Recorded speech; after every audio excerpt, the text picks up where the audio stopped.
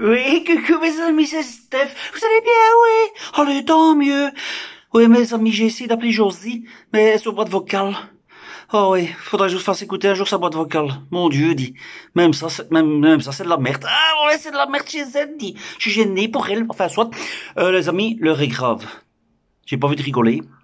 Voilà, je reviens un petit peu sur ma revue de presse d'hier. À propos d'un petit passage qui a gêné quelques personnes, d'accord? Alors, c'est des internautes, hein, c'est pas des méchants, hein, c'est pas ça. Hein, alors généralement les gentils, ils me parlent gentiment, il y a les méchants, ils veulent me piquer, ils veulent me déstabiliser, comme on dit. Alors, je vais un peu remettre les pendules à l'heure. Hein. Ça concerne Albert Bourla. Vous savez, voilà, j'ai dit que hier, ce PDG de Pfizer, Albert Bourla, s'était pas fait vacciner. Ouais, il le dit dans une vidéo, hein. Il l'avait dit dans une vidéo en 2020. Et on me dit, attention Stéphane, hein, tu mens, hein. C'est pas vraiment vrai. Il s'est vacciné depuis. Ah bon? Je le savais, bien entendu. Mais bon. Ah bon, il s'est fait vacciner depuis? Ouais. Comment tu sais ça? Ils le disent dans le journal Le Monde.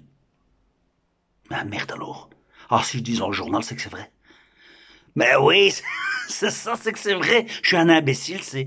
Moi, comme un imbécile, je voulais pas croire ce qui est dans les journaux. Pourtant, il y a une photo, hein. Pourtant, Stéphane, il y a une photo où tu le vois qui se vaccine. Mais oui, que je suis bête, quoi.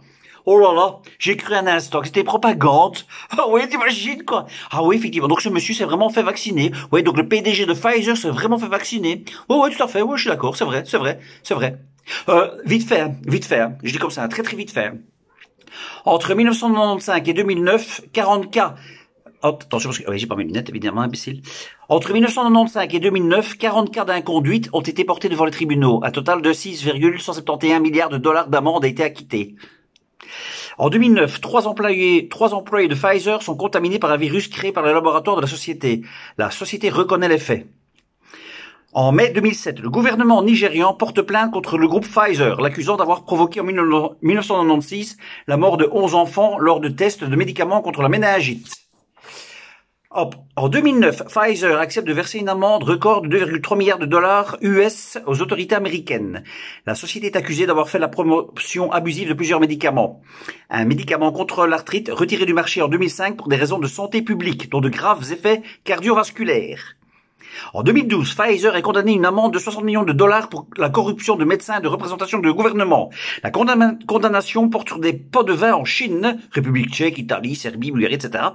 Alors, le 5 septembre encore 2016, Jérôme Cahuzac affirme que le compte illégal qu'il avait ouvert en Suisse avait été alimenté par des fonds venus des laboratoires Pfizer.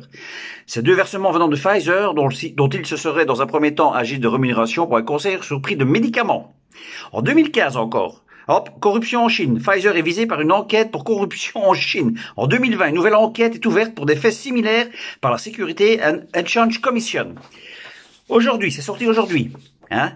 L'efficacité des vaccins de Pfizer et Moderna contre l'infection Covid-19 a baissé de 91 à 66% depuis que le variant Delta est devenu dominant aux États-Unis, selon des données publiées mardi par les autorités sanitaires américaines. Pourquoi j'insiste sur américaines?